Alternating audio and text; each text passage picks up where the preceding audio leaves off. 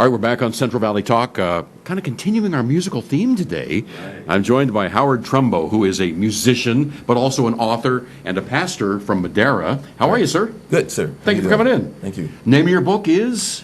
Should Saints of God Drink Wine? Should they? Should they? That's a good question. Is it answered in the book? Yeah, it's answered in the book. Is it? Okay. What is the intriguing title? What does it refer to? Well, actually, the book is about a lot of different things. The most important thing I think in the book, other than the title about drinking wine, I would say wine drinking is microscopic in comparison to this portal. And I refer to the portal as in relationship to Stargate. You know, and everybody, as far as I know, has to step to the portal, and that portal is death.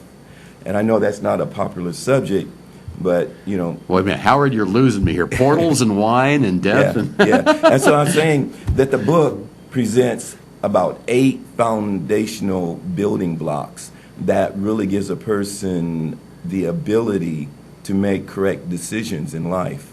Every time you make a decision, you want to go to an authority to find out what the real deal is, right? And yet and still we'll play with life like we can live forever, but we're only going to get 70, maybe 80, 100 years. The oldest guy that's ever lived on earth is called Methuselah, and he lived 969 years, and the Bible said he died.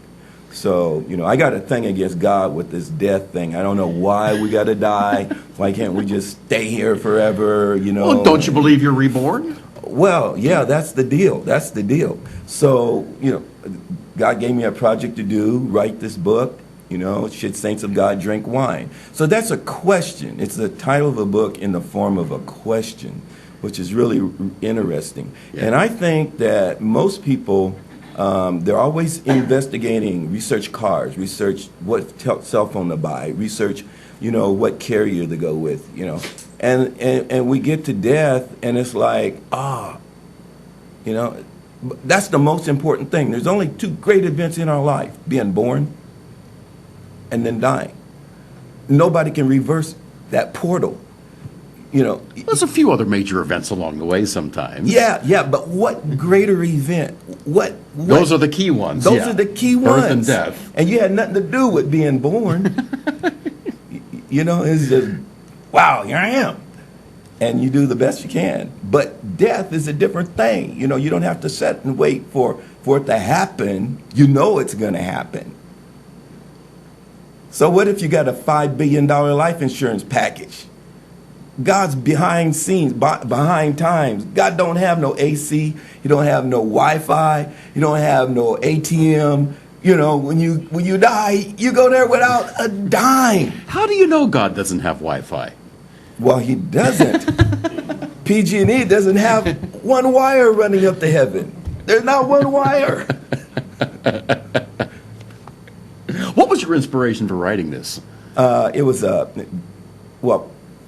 I submitted my resume. I wanted to work for God, you know. So I gave my resume to God about 2009. Did you type it up?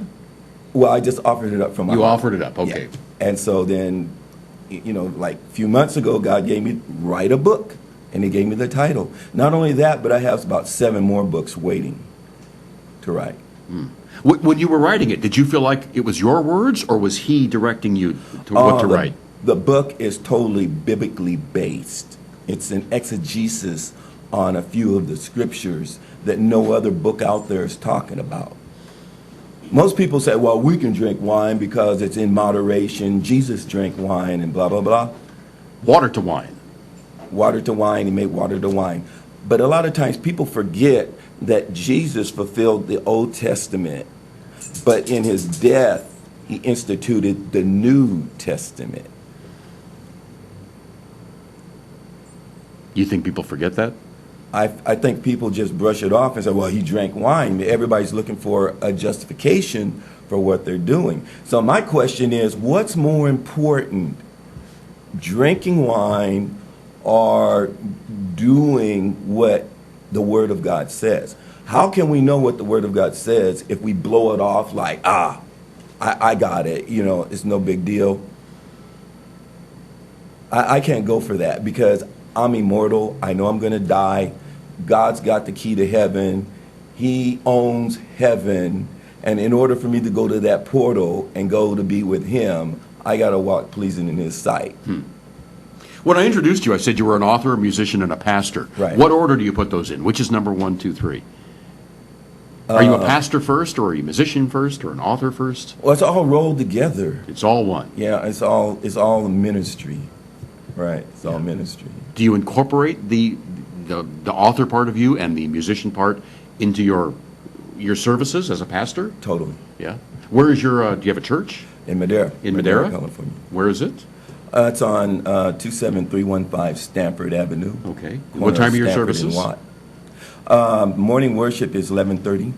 Every Sunday day school or is at 10. just Sunday? Sunday, well, we have a Tuesday Bible study at 6:30, Thursday Bible study at 6:30, and then morning Sunday school at 10 on Sunday, and then morning worship at 11:30. Okay. And where can folks find your book if they'd like to buy it? Go to bookstonote.com. Everything's there. Books to Note, and that's the Note.com. number 2. Number 2. Bookstonote.com. .com. And they can order it there? You can order it there. Awesome. Well, Howard, nice meeting you today. Same here, Mike. Thank you for coming in. You're welcome. Anything else you want to pass along before we go? Just be ready to step through the portal. With or without wine? I'm going without it. I may have a little bit, but we'll see. All right, Howard, thank you again. Thank you, sir. And we'll be back with more on Central Valley Talk.